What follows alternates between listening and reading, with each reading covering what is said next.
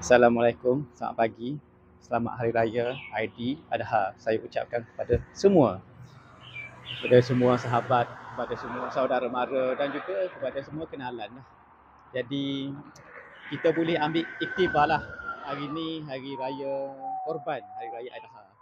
3 perkara yang kita boleh ambil iktibar daripada Hari Raya Korban ni. Yang pertamanya tentang pengorbanan. Pengorbanan ni macam mana? Pengorbanan yang paling simple bagi kita kalau kita tak mampu, kita bangun awal pagi untuk pergi kerja. Itu salah satu pengorbanan lah. Yang keduanya, keikhlasan.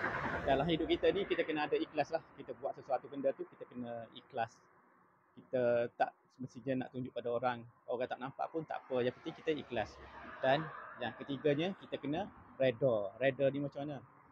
Kalau kita nak sesuatu benda tu kita tak dapat.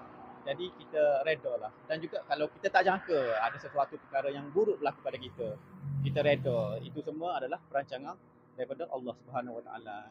Semoga perkongsian saya ini memberi manfaat lah kepada sahabat-sahabat semua. Dan perkara yang baik kita sharing-sharing, perkara yang tak baik kita minta dijauhkan. Selamat Hari Raya Aidiladha.